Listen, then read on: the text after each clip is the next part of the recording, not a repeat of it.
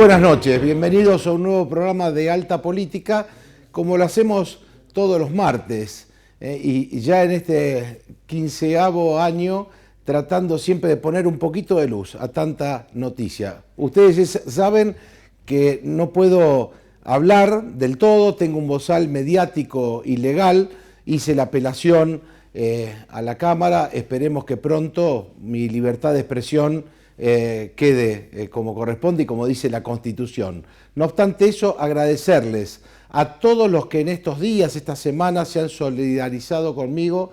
Realmente, recordemos, ¿no? Han violado mi correspondencia, mi intimidad de un grupo de WhatsApp en función de un montón de comentarios que uno hace respecto de notas periodísticas. Usaron esa captura de pantalla para hacer una causa política y mediática a favor de esa ola dominante verde que avala no solo la ley que no puedo nombrar, la que anula niños en los vientres maternos, sino también la ideología de género. De eso vamos a hablar, si me lo permite la justicia, capaz que tampoco puedo hablar de la ideología de género. Pero en definitiva, gracias muy grande a toda la Asociación de Abogados de la Ciudad de Buenos Aires, al doctor Pedro Andereggen, presidente del Colegio de Abogados Católicos de la República Argentina, al doctor Rodolfo Barra, un gracias enorme, fue ministro de Justicia, miembro de la Corte también, porque ha escrito sobre este tema, a Infobae, que ha publicado. En el día de hoy, muchas gracias a Eduardo Feynman, que se ha solidarizado conmigo, a Paulino Rodríguez también, de La Nación Más, bueno, y a tantos otros que han llegado con su mensaje de solidaridad y de acompañamiento, porque si algo tenemos que defender en la República es la libertad de expresión, y sobre todo tenemos que defender la Constitución, que está siendo permanentemente vapuleada. En el día de hoy, para hablar de política, invité a un hombre que realmente ha demostrado a lo largo de toda su carrera mucha mesura, mucha convicción respecto de lo que ha hecho. Fue funcionario en Salta, pero fue diputado nacional. Me refiero a Pablo Cosiner, un hombre realmente que ha transitado por distintos lugares, y lo quise invitar para que él nos diga cuál es su mirada respecto de lo que está pasando en la Argentina. Y obviamente también vamos a hablar de Salta. En el segundo bloque, recordemos que estuvieron muchos diputados hablando del Parlanoa. Estos días pasados, y estuvo aquí Raúl Albarracín, un diputado tucumano, pro vida, un hombre que realmente viene haciendo un trabajo impecable allí en nuestra querida provincia de Tucumán, y estuvimos conversando con él también de la falta de federalismo, de la necesidad de políticas que tiendan a generar puestos de trabajo y una posibilidad de nuestras provincias de tener mayor conectividad, mayores recursos para lograr vencer la pobreza. De esto y mucho más en esta hora de Alta Política.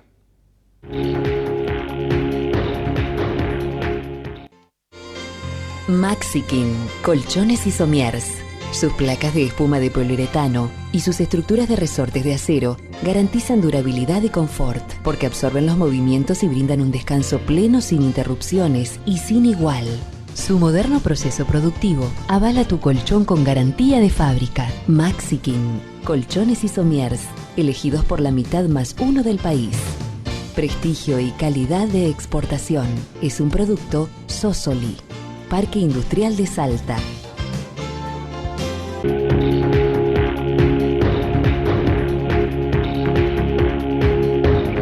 Y ahora sí, muchas gracias a nuestros auspiciantes. Voy a saludar a Pablo Cosiner. Pablo, muy buenas noches, gracias por estar aquí en Alta Política. Un gusto, Andrés, muchas gracias por tu invitación. Te presenté como un hombre que has transitado por distintos lugares, pero además fuiste diputado nacional, un lugar que te ha permitido poder, en esa caja de resonancia de los problemas de la Argentina, tener mucha experiencia, como para hoy también, yo digo, siendo un hombre joven, poder aportarle a Salta esa experiencia desde distintos lugares, ¿no? Y lo venís haciendo.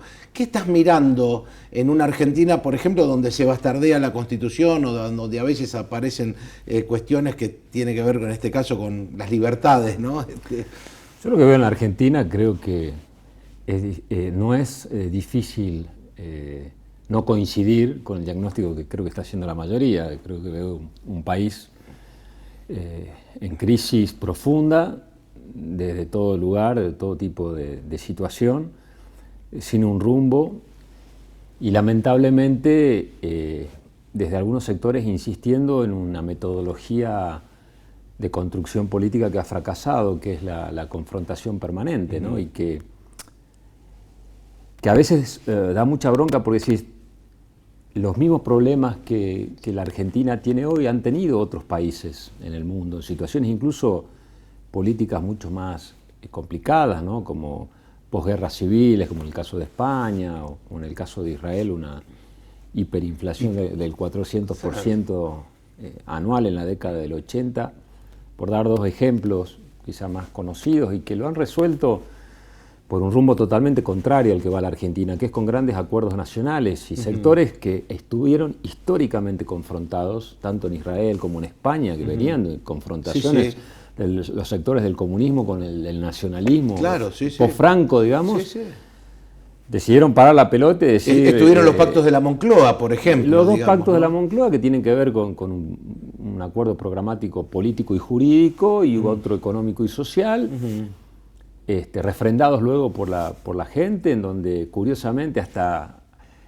aceptaron continuar institucionalmente con una monarquía republicana. Y que era muy importante para consolidar a España como una nación. Claro, y sectores de izquierda que habían luchado frente a esa situación, ceden incluso o deciden ceder en esa posición contramonárquica y aceptan firmar los pactos a partir de una reconstrucción de España. Tenemos que ubicarnos en España, ¿no? Obviamente estamos hablando de un régimen. ¿Por qué hago este ejemplo? Porque no es verdad que no se puede salir de esto.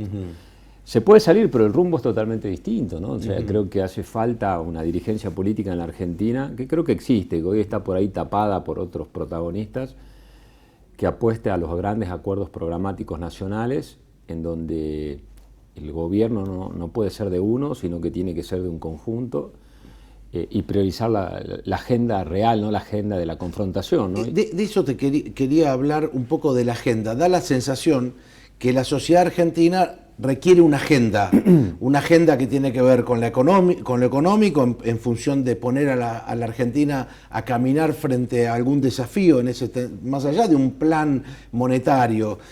Por otro lado, desde lo social, ¿no? Hablamos muchas veces si se pueden reconvertir los planes en trabajo genuino, hablamos muchas veces de que la carga impositiva en Argentina impide generar emprendedurismo, porque es difícil hacerlo, y las leyes laborales también. Entonces, es la grieta que todos conocemos, da la sensación de que nadie se anima a zanjarla, ¿no? Y apareció la vía del medio en la última elección con un intento de peronismo federal, que no era ni kirchnerista ni macrista, y existió ese intento. En el corto plazo, digamos, en un año y medio vamos a estar votando un nuevo gobierno. Ahí se vislumbra esa posibilidad. Los actores que hay hoy arriba de la mesa, ¿los ves que tengan ganas de asumir esa agenda, ponerse a discutir sobre los problemas reales de la Argentina? ¿O hay una lógica del poder para cada uno seguir manteniendo su pedacito? Mira, esa pregunta tiene respuesta dividida en dos partes. Primero, desde la política, es necesario ese camino, que no quiere decir dejar de lado las diferencias, ¿no? Porque la grieta no implica uniformidad en la manera de pensar. La grieta es decir, yo construyo soluciones para el país donde defino un núcleo de coincidencias básicas, por llamarlo de alguna manera, como se llamó en su momento en el acuerdo de Olivos para la reforma de la Constitución, pero en este sentido un acuerdo, un núcleo de coincidencias básicas sobre estos temas que vos haces referencia, y después están las diferencias, los otro tipo de cuestiones que van por los carriles normales, digamos. Ahora, también la sociedad, Andrés, tiene que animarse a saltar la grieta. Esa es otra cuestión, porque vos podés crear la oferta, pero si la sociedad se deja tironear por estos gritos, porque en definitiva parece ser que el que grita más fuerte es el que llama más la atención, y no necesariamente el que tiene razón.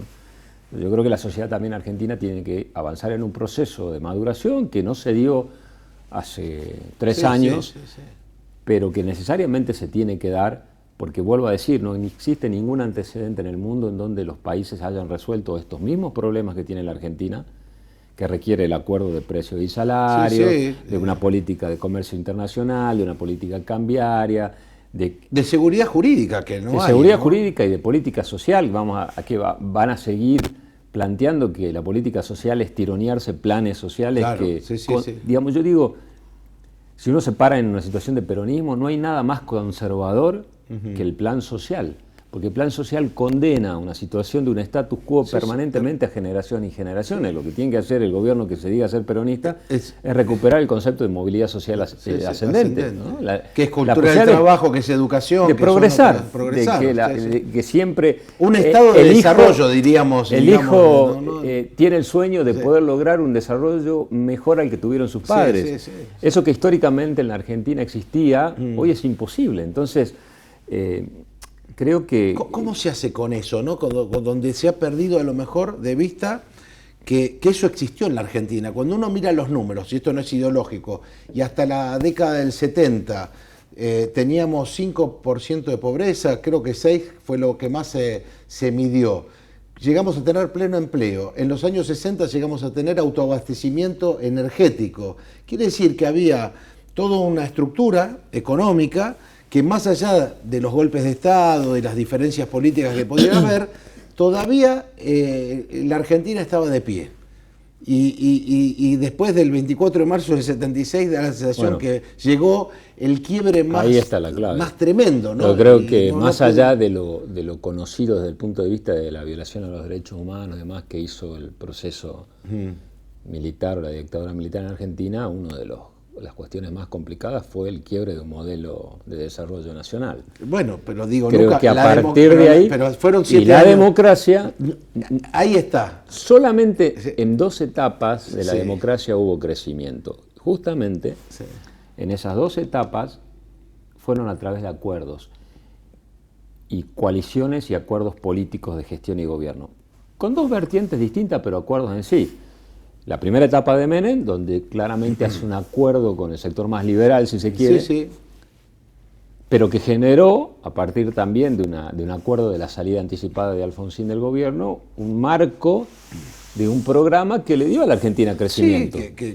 Después hubo una segunda etapa. No se salió de la convertibilidad como corresponde. Y se mezcló, ya cuando se mezcla la apetencia de permanencia, se complica. Que es lo que pasó. Pero ese acuerdo, más de centro hacia la derecha, si querés, llevó 4 o 5 años de crecimiento. Y después, en el post-2001, en el acuerdo dual de Alfonsín, que después repercute en la primera etapa de Néstor Kirchner, también. Entonces, no por casualidad... Que en realidad Dualde hace el trabajo, digo, entre comillas, de hacer esa gran devaluación, ¿no? También. No por casualidad, en las 2 etapas se bajan los decibeles de la confrontación y se hacen acuerdos. Entonces... Hasta también la historia argentina demuestra, y yo creo que la verdad que yendo un poco hacia atrás, si Perón hubiese tenido tiempo de hacer lo que pensaba hacer con Balbín, otra hubiese sido la historia. Bueno, de hecho planteó la hora de los pueblos, ese no reencuentro. Y las condiciones, por ahí de confrontación interna y demás, pero es otra historia. Pero digo, para dar un ejemplo que sí se puede avanzar. Ahora, coincidís, Pablo, y por tu experiencia en el Congreso de la Nación, que... Yo digo, el kirchnerismo utilizó esa lógica de amigo-enemigo, eligiendo los sectores con los cuales iba a confrontar. Entonces, eligió al campo por la 125 y las retenciones móviles famosas. Eligió los medios por el tema del grupo Clarín. Eligió a la iglesia y a los católicos para sacar matrimonio gay y se peleó en ese momento con Bergoglio. Y así, digamos, podemos decir que fue armando, y ni hablar con las Fuerzas Armadas, que tiraron por la borda el plexo normativo, digamos, del derecho penal argentino en el pacto que hizo Néstor Kirchner con Berbinsky, que hay mucho escrito respecto de este tema. Y eso también fue parte, digamos, de esa confrontación, ¿no? Entonces, con la política de derechos humanos que llevó adelante. Entonces, digo, esa lógica que en los que estudiamos ciencias políticas se aplicaba siempre en las relaciones internacionales, llevándolas al plano de lo interior, creo que ha generado muchas violencias de todo tipo, ¿no? Y que entonces sanar esas violencias va a requerir de dirigentes que tengan la suficiente sabiduría y amor a la patria para hacerlo. Y esto es lo que me preocupa. No aparecen todavía nuevos líderes que sean capaces de ir por encima de esos odios y de lo que se destruyó. Porque yo digo, no solamente de economía viven los países, sino de valores que los hacen grandes, de principios que son generadores de... Se equivocan aquellos que piensan que el problema de la Argentina se resuelve solamente con una cuestión económica. ¿Coincidís con esto que digo? Es un problema de principios, de valores y de política. O sea, lo primero que hay que cambiar es la actitud frente a la política.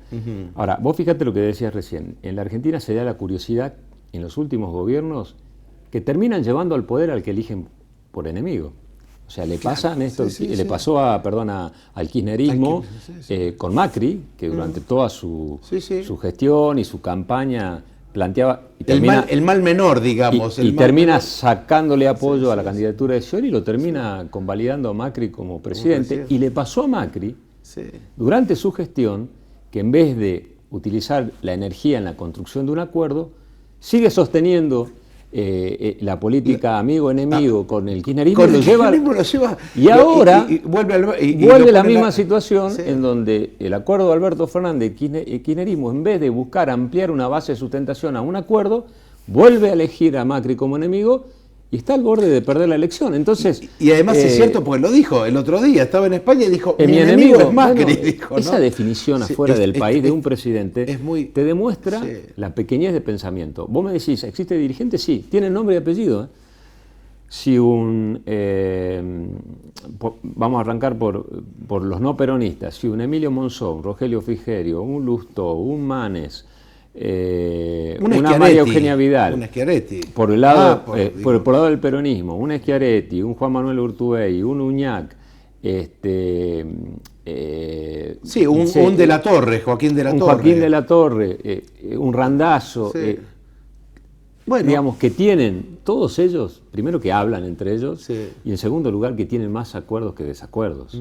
Yo te lo puedo asegurar. No es difícil que esa gente se pongan de acuerdo. Si ellos se animan, y yo no hablo de una dinámica electoral, hablo de una dinámica programática, sentarse a discutir la Argentina que vienen, y yo digo, sin temor a achicarme a la respuesta, si dos personas se corren del protagonismo político en la Argentina, que es Cristina Fernández de Kirchner y Mauricio Macri, yo creo que la Argentina va por buen camino. El problema es que esos liderazgos son tan potentes que opacan a veces la posibilidad de construcción. Entonces, creo que hace falta más generosidad. Ojalá que sea por una vía electoral o sea por una vía de un acuerdo programático posterior a una elección, esto se pueda llevar adelante.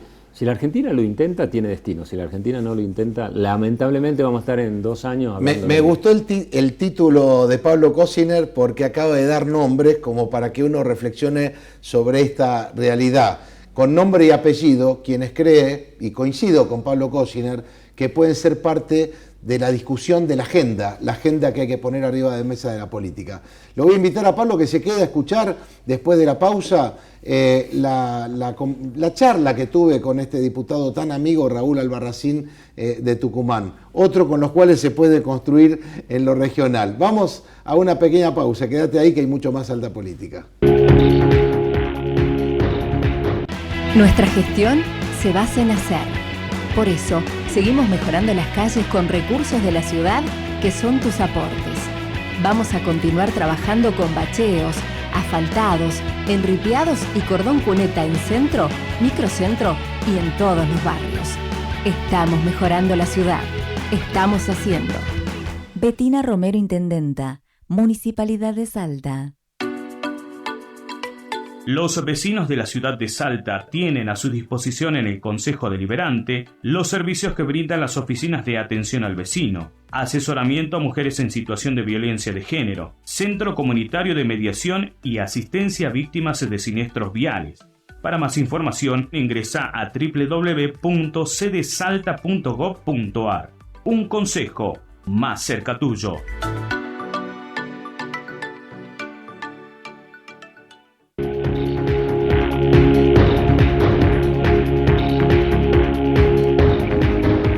Bueno, muchas gracias a nuestros auspiciantes.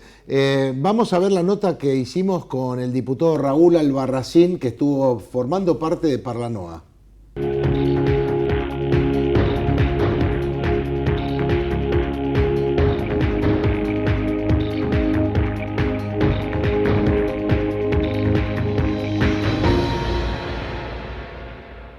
Estoy con Raúl Albarracín, legislador en la provincia de Tucumán, y está participando aquí en nuestra provincia del Parlamento del NOA.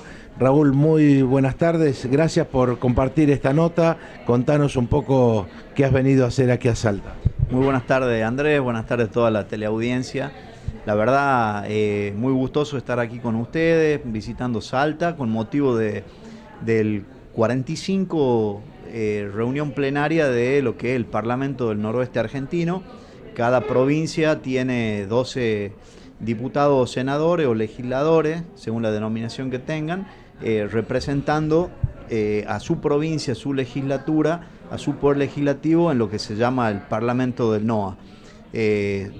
Fue sede de la ciudad de Salta y en donde estuvimos sesionando hasta hace minutos y bueno, abordamos distintos temas que son de mucho interés para la política regional, justamente para saldar deudas y asimetrías que hay en nuestra región con relación al resto del país. Uno dice saldar deudas, ¿no? Y uno siempre dice cuántas asimetrías, porque las provincias nuestras, por historia y por derecho, nos correspondería seguramente tener más recursos. ¿Cómo esto se ha tratado en este Parlamento del NOA? Sí, tenemos un diagnóstico que daba Alfonsín en los albores de la democracia, ya por el año 83, 84, cuando decía que diagnosticaba y hacía esta radiografía del país, ¿no? Decía, Argentina es un país en donde tiene un norte pobre, un centro rico y un sur despoblado.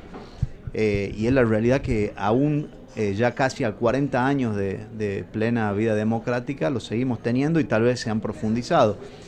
Y Alejandro Bunge, un político y economista de allá de principios del siglo XX. Exactamente. Él decía que el país tiene un efecto abanico y analizaba que había círculos cuyo centro era Buenos Aires, y a medida que nos alejábamos de ese radio céntrico que era Buenos Aires, iba decreciendo lo que es la densidad poblacional, los niveles económicos y los accesos a la educación. Hoy eso sigue vigente, no obstante haber pasado ya todo este siglo, ¿no? Entonces, lamentablemente es muy triste esto, vemos las asimetrías que hay, vemos que hay mucha injusticia y hay carencias que el norte argentino, tanto NOA como NEA, hoy justamente abordamos la necesidad de invitar al NEA a que tengamos acciones comunes, porque tenemos denominadores comunes y necesitamos abroquelarnos, porque tenemos 10 provincias que representan el 20% de la población, 570.000 kilómetros cuadrados de superficie, tenemos una riqueza hasta natural que nace en el oeste con las cumbres nevadas y de 6.000 metros de altura en nuestro cordón montañoso, y terminamos con el clima tórrico del Chaco formoseño, ¿no es cierto? Bueno, ahí lo escuchábamos a Raúl Albarracín. La verdad, un gusto haber conversado con él. Hablamos mucho más, pero tiene una mirada realmente muy interesante de lo que se puede hacer desde este norte grande que está empobrecido, pero tiene todas las potencialidades para crecer. Pablo, aprovecho sus últimos 3 minutos de programa para preguntarte sobre la realidad de Salta. ¿Qué estás mirando? ¿Qué es lo que está pasando en Salta? Y en Salta urge comenzar la discusión de una agenda post-pandemia. Yo creo que hay muchos sectores que están esperando por parte del Estado señales claras para iniciar procesos de recuperación. Yo creo que por ahí la política está en discusiones a veces muy pequeñas que tienen que ver con las cuestiones personales. Y yo creo que hay que discutir sobre la base de un proyecto que ya el Consejo Económico y Social trabajó, que es el proyecto Salta 2030, sentarse con mesa de trabajo con la producción para ver cuáles son los incentivos para la recuperación del sector del campo, el sector de la industria. El ordenamiento territorial. Romper con las barreras que detienen el crecimiento y el progreso, el nuevo sistema educativo en función de las nuevas ofertas laborales, cómo es el engranaje del desarrollo minero, también con el fomento del desarrollo social en cada uno de los lugares, cómo vamos a acompañar al comercio en su proceso de recuperación, qué reforma tributaria podemos acordar.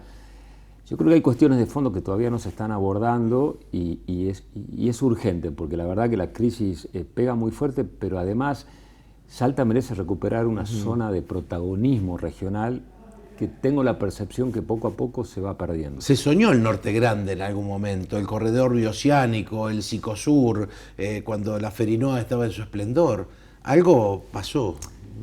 Sí, mira, nosotros tuvimos una experiencia en el Congreso de trabajar con un interbloque de gobiernos provinciales que nos permitió mucho en su momento, entre ellos crear el Fondo de Compensador de Transporte, que eso lo acordamos siendo oposición con el gobierno anterior por la aprobación de un presupuesto, y que es lo que ahora se pide, que se vuelque más plata en ese fondo para las asimetrías del transporte. Bueno, si nos seguimos alineando automáticamente a líneas nacionales sin tener en cuenta los intereses provinciales, todo se va a volver más complicado. Qué bueno eso falta también de federalismo muchas veces, ¿no? Sí, pero está en los gobiernos provinciales, ¿no? Saber negociar.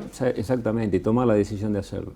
Pablo, muchas gracias. No, un placer haber charlado contigo. Muchas gracias a vos. Bueno, me dice que ya no queda tiempo, ¿no? No queda tiempo, nos tenemos que despedir. Se viene el 25 de mayo, Día Patrio. Esperemos que así lo podamos vivir. Mañana censo, otro tema que, dio mucho que hablar, qué cosas se pueden decir o qué no, pero digamos, un censo siempre sirve para tener una base de datos. Esperemos que todo sea en función de conocer cuál es la matriz que hoy tiene la Argentina. El 28 de mayo vamos a estar celebrando una vez más el aniversario del combate de Manchalá, y estamos allí todos acompañando siempre a esos gloriosos soldados que un 25 de mayo de 1975 defendieron la patria y la democracia. Así que estaremos también acompañándonos ahí en estos cuarteles donde hay un monumento que los recuerda. Que tengan ustedes una muy buena semana. Nos volvemos a ver, si Dios quiere, el martes próximo aquí en Alta Política.